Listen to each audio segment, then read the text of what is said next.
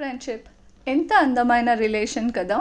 నీ సంతోషాలను ఎవరితో అయినా పంచుకోవచ్చు, కానీ ఎవరి దగ్గర ఈవెన్ ఫ్యామిలీతో కూడా ఓపెన్ అవ్వలేని బాధను ఒక ఫ్రెండ్ దగ్గర మాత్రమే చెప్పుకోగలం. ఈ విషయంలో నాతో అబ్బాయిలు బాగా కనెక్ట్ అవుతారనిపిస్తోంది. ఎందుకంటే అమ్మాయిలు పెరిగే కొద్దీ అమ్మ తన బెస్ట్ ఫ్రెండ్ అయిపోతుంది. ప్రతి విషయాన్ని మనం అమ్మతో షేర్ చేసుకోగలం. బట్ అబ్బాయిలు అలా కాదు, బయటపడరు, కానీ చాలా ఎమోషనల్.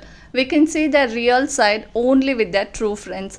ఇదంతా ఇప్పుడు ఎందుకు చెప్తున్నానంటే, నేను నా ఫ్రెండ్స్ కాలేజ్ అయ్యాక అందరం కలవడం ఫస్ట్ టైం.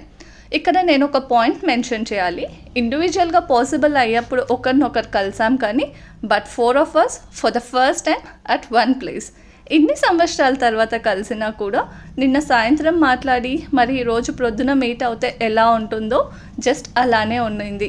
చాలా చాలా చాలా ఎంజాయ్ చేశాం మేమంతా. కానీ మేము తీసుకున్న ఒక బెస్ట్ డెసిషన్ ఏంటో మీతో షేర్ చేసుకోవాలి.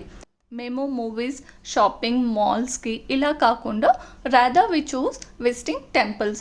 కొంచెం ఓల్డ్ టెంపుల్స్ అన్నీ చూసాము. అవినాక్షమ్మ గుడికి వెళ్ళాము, సొరకాయ తాత గుడికి వెళ్ళాం. సొరకాయ తాత టెంపుల్లో నా ఫ్రెండ్స్ అన్నదానం కూడా చేశారు. ఇంకా నారాయణవనంలోని కళ్యాణ వెంకటేశ్వర స్వామి గుడికి వెళ్ళాం. ఈ టెంపుల్ విజిట్స్ అన్నీ మాలో స్పిరిచువల్ అండ్ పాజిటివిటీని ఈ న్యూ ఇయర్లో చాలా పెంచాయనే చెప్పాలి. ఆ న్యూ ఇయర్ స్టార్టింగ్లోనే వెళ్ళాం కదా, సో ఇప్పుడైతే మేము మంచి పాజిటివిటీతో ఉన్నాము. ఇంకా ఎన్నో ఇంట్రెస్టింగ్ అండ్ ఫన్ థింగ్స్ చేసాం మేము.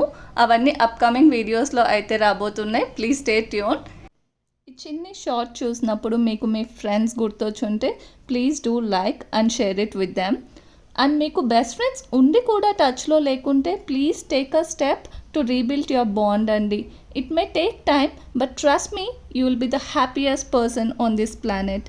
న్యూ ఇయర్లో ఎన్నో రెజల్యూషన్స్ పెట్టుకొని ఉంటారు కదా, ఇది కూడా యాడ్ చేసుకోండి.